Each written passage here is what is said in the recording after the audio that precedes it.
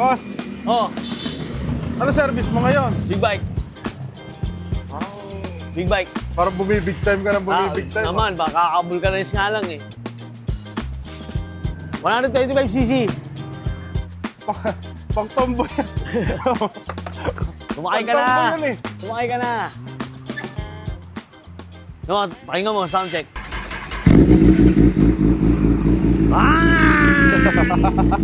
Ayun na! Tapos ang laki-laki mo. Oh, sakto-sakto ka lang dito. Sakto Ayun yan, na. boss. Boss! Papatato ka sa akin, ha? O, kita niyo naman, ang kliyente natin, oh. Anong ingin na ng muffler ko?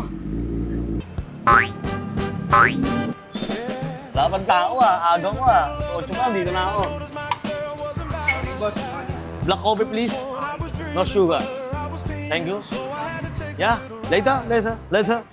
Guwapo mo, sir, Maskulado, brother. Sir, good morning. Danny. Nice to meet you po, nice to meet you. Kumusta kayo, sir? Mabuti. Kaya lang kami. Okay lang. Have a seat, sir. Have a seat. Opo po. Bola pa. Galing ng Canada. Canada again. Alright, po. So, siyempre, may souvenir na. Starbucks. So, pag gagawin yung mga souvenir, meron tayo dyan dito. Nakatago lang yan, bossing, Pag galing Canada, ayan, tamo.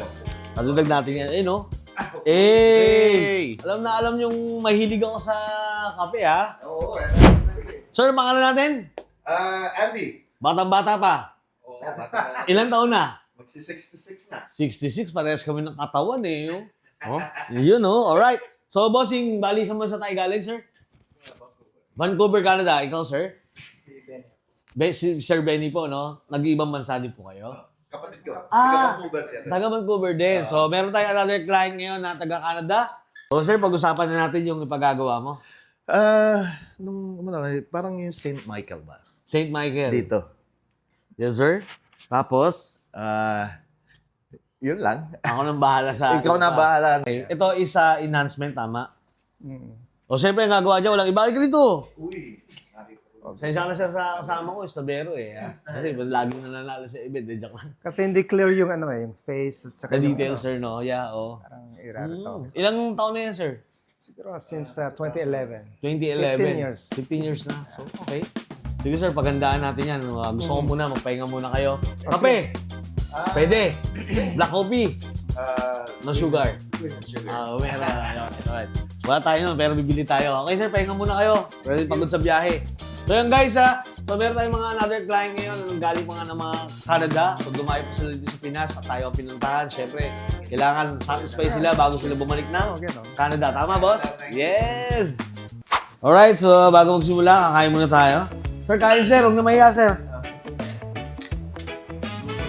Ay, luto ko yan. Oo, lahat yan. Ulam natin Spanish. Ito, masarap, Gulay. Spanish na. Yan, lagay sa dilata. Diretso na yan.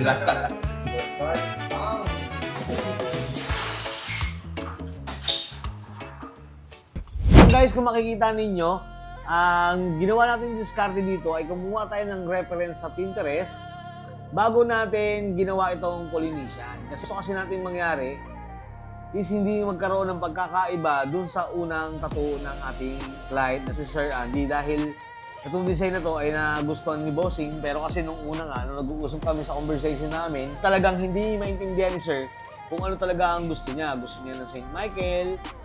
Tapos nag-suggest ako sa kanya na yung St. Michael ay lagyan natin siya ng Polynesian. Pero sabi ko nga, hahabulin na lang namin yung naunang tattoo nang hindi mahalata kung sino man yung nakaka... Guys, nakikita nyo na piniprihan natin.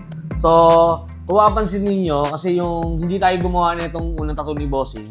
So, kinukomplement natin na talagang pag dinungtong natin ay hindi talaga makikita na ito ay magkaibang artist. So, gusto ko dito mangyari is magawa pa rin natin siya ng maganda na kahit na meron siyang old tattoo kasi iniisip natin dito baka kasi masira yung flow natin kung titignan natin yung luma niyang tattoo.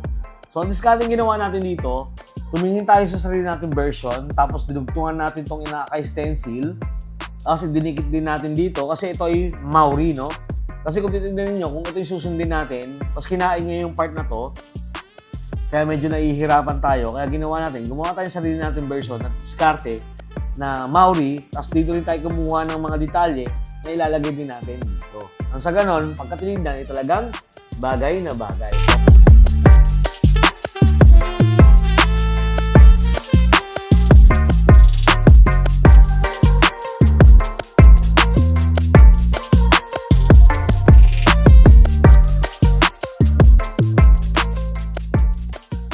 So alright, tapos na natin yung session namin. Siyempre, alam nyo ba yung kliyente natin ngayon ay isa palang magkapatid, no? Sir, sino mas matanda sa inyo?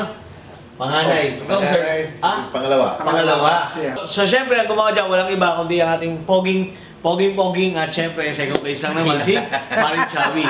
Ngayon, kung gusto niyo request si Paring Chawi sa mga tatuan dito sa One Collective, pwede rin kayo magpa-advance booking sa amin. At tulad ni Bossing, sir, satisfied mo ba? Satisfied. Ano masasabi natin, sir, sa atin na mo bago tayong possession? Wala ba tayong pagdududa nung una natin makita? Ay, wala naman.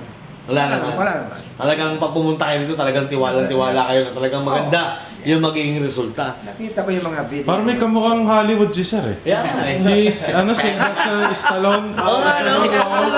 May nasabi rin sa inyo, sir? Wala pa. Kayo lang. So, masaya kami na naging makatrabaho namin kayo. At syempre, hindi lang yun. Ito naman si Bossing. Sila ay galing pa ng Vancouver. Sir, kamusta? Ano masasabi mo sa tattoo mo? Mabuti, ang ganda. Ang ganda, no? Can I shout out? Yes, sure. Yeah, my wife Julie and my daughters. Yun. Sir, walang Shout out. To my wife and my kids, my son. Yun. Kasi alam nyo, tuwa kami na makatrabaho namin yung mga nanggagaling ng iba't ibang bansa kasi yung effort, pagmamahal nila. Alam nyo ba na matagal na rin nila tayong pinapanood kaya naman pagpunta nila dito, dire-diretso na, session na kami. So, yun na. That's all. Sir, maraming salamat na nakatrabaho kayo. Thank you. So, alam nyo na guys, meron tayong Taiwan Tour, ha? Sa March 13, syempre kasama natin dyan ang One Collective. Kaya sa lahat ng gusto po na to, PM lang kayo kay Delio Manangin. Okay.